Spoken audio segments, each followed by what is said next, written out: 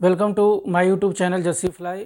इस चैनल बनाने का मकसद बस एक ही है कि बहुत सारे यात्री जो हवाई यात्रा से सफ़र करते हैं वो जानकारी अभाव के कारण अपना हज़ारों का नुकसान पहुंचा देते हैं, जबकि पहले ही टिकट इतनी महंगी हो रखी है एयरलाइन की। उसके बाद इतने जानकारी नहीं होने के कारण अपना सामान की बर्बादी, कुछ ऐसे इम्पोर्टेंट्स आइटम होते हैं उसकी बर्बादी। तो ये सब चीज़ को ध्यान में रखते हुए मैंने ये चैनल को बनाया है। तो इस चैनल पे अगर आप पहली बार आए हैं तो चैनल को लाइक और सब्सक्राइब कर लें।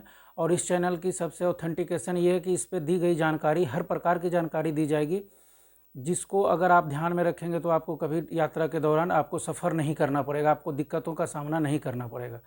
तो इस यूट्यूब चैनल का ये पहला वीडियो है जिसमें मैंने अपनी टिकट बुकिंग के बारे में जानकारी दी जा रही है कि आपको टिकट बुक कैसे करना है। तो टिकट बुक करने का सबसे पहले शुरुआत करते हैं। तो इसमें दो तरह से टिकट बुक होते हैं। पहला, एक आप डायरेक्ट एयरलाइन से कांटेक्ट करके टिकट बुक कर सकते हैं। जिस एयरलाइन से आप ट्रेवल करना चाह रहे हैं उस एयरलाइंस के साइट पे जाइए और वहाँ से टिकट बुक कीजिए, इसको डायरेक्ट टिकट बुक करना बोलते हैं। दूसरा ये कि आप किसी थर्ड पार्टी से टिकट बुक करते हैं। थर्ड पार्टी आई मीन कि जब आप उस एयरलाइंस के अलावा किसी अदर सोर्स से टिकट बुक कर रहे हैं, जैसे उड़चलो है या फिर IRCTC है। तो बहुत ऐसे सारे सोर्स हैं अवेलेबल साइट पे जिससे आप टिकट बुक करते हैं, इसको थर्ड पार्टी से टिकट बुक करना बोलते हैं।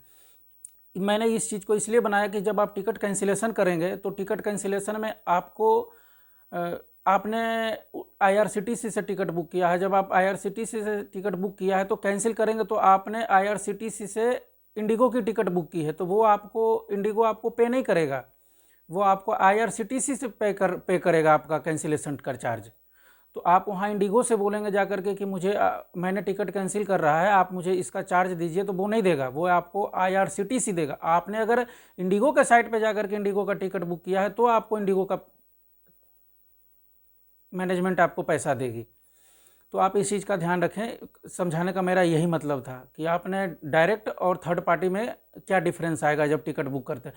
थर्ड पार्टी कुछ एक्स्ट्रा चार्ज कर सकता है, कभी नहीं भी कर सकता, वो अपना लॉस लेगा वो। लेकिन मकसद ये था कि जब आप, ये बातें तब सामने आती है जब आप टिकट कैंसिलेशन करेंगे तो कैंसिलेशन के टाइम में आपको कैंसिलेशन पे आप उस एयरलाइंस को आप पॉइंट आउट नहीं कर सकते कि मेरा पैसा नहीं आया। आपने जिस साइट से बुक किया है उस साइट से आप जा करके कैंसिलेशन का चार्ज कीजिए, कैंसिल या रिफ़ंड जो भी है वो अपने अकॉर्डिंग करेगा। तो चलिए शुरुआत करते हैं। सबसे पहले टिकट बुक करने की सबसे फर्स्ट प्रक्रिया क्या है। आपको जिस डेट में ट्रेवल करना है, जैसे आपने 3 मार्च को ट्रेवल करना है, 3 मार्च 2025 को ट्रेवल करना है, तो आप उस साइट से जहाँ से आप बुक कर रहे हैं वहाँ पे आप जाइए। 3 मार्च जैसे आप क्लिक करेंगे और कहाँ से कहाँ तक जाना है वो आप डालें, क्लिक करें तो आपको दिखा देगा कि हाँ इस डेट में इस जगह से इस जगह की किराया इतनी है। आप वहाँ से टिकट बुक करें। टिकट वहाँ से जब आप अगले स्टेप में आगे बढ़ेंगे तो सबसे पहले ये आएगा कि आप टिकट बुक करने का पहला प्रक्रिया, आप कौन से जेंडर हैं, मतलब आप मेल हैं फीमेल हैं, उसको आप क्लिक करें। इस चीज़ यहाँ इस बात का ध्यान रखना है कि कई बार ऐसा होता है कि टिकट कोई और बुक करता है, ट्रेवल किसी और को करना होता है। तो यात्री के अकॉर्डिंग आप वहाँ अपने जेंडर को सेलेक्ट करें। उसके बाद आपको नीचे 3 कॉलम दी जाएगी, फर्स्ट नेम, मिडिल नेम और लास्ट नेम।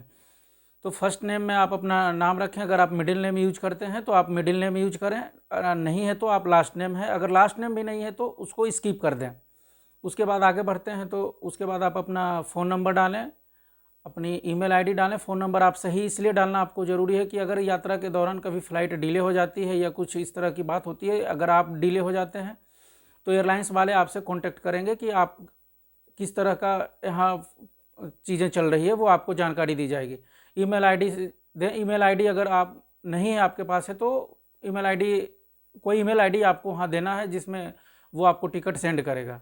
ईमेल आईडी देने का मकसद ये है, लेकिन थोड़ा सा हार्ड एंड फास्ट ये है कि आप फ़ोन नंबर जब देते हैं तो वो फ़ोन नंबर आपका पर्सनल बिलोंगिंग्स का हो, कहीं इधर उधर का ना हो, ताकि आपको दिक्कत ना हो आगे कि हाँ फ़्लाइट की क्या चल रही है स्टेटस जानकारी। मेनली फ़्लाइट की स्टेटस और आपकी स्टेटस अपडेट करने के लिए वो फ़ोन नंबर दिया जाता है।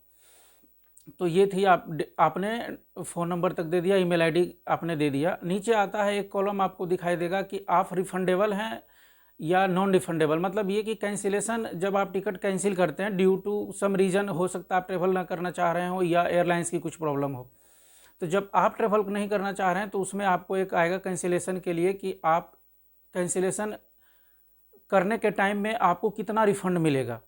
अगर आप टोटल अमाउंट ऑफ रिफ़ंड चाहते हैं कि मुझे रिफ़ंड टोटल मिल जाए, तो उसके लिए कुछ कन्वीनियंस फ़ी आपको कट कर दी जाएगी। ये कभी भी आपको नहीं दिया जाएगा, आप जैसे भी टिकट बुक करें। तो कन्वीनियंस फ़ी के अलावा जो एयरलाइंस अपना पॉलिसी बना रखा है उसके हिसाब से आपको रिफ़ंड कर दिया जाएगा। तो रिफ़ंड में सबसे पहले आपने इस चीज़ को ध्यान रखना है कि जब आप रिफ़ंड के कॉलम पर क्लिक करेंगे तो आपको थोड़ा सा एक्स्ट्रा चार्ज पे करना पड़ेगा।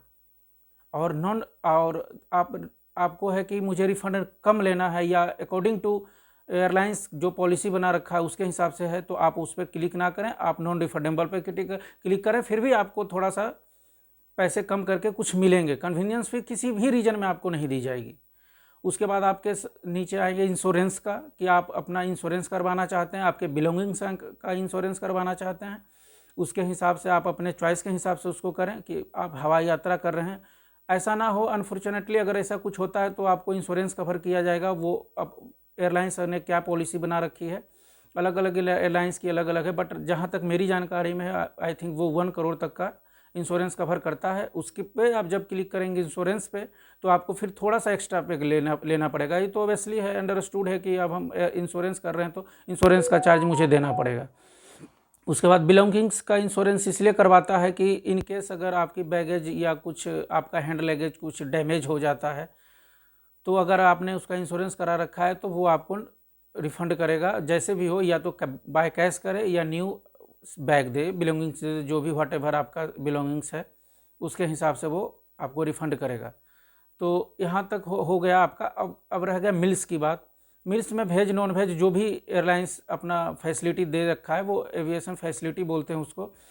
तो उसमें यह है कि जैसे इंडिगो डोमेस्टिक फ़्लाइट में कम्प्लीटली मिल्स का कोई ऑप्शन नहीं रखा है, कम्प्लीटली नहीं है उसमें। बस वो अपना पे करता है। आप जब ट्रैवल करेंगे तो आप अपना सेल्फ पे कीजिए और उससे जो भी ऑर्डर है वो कीजिए।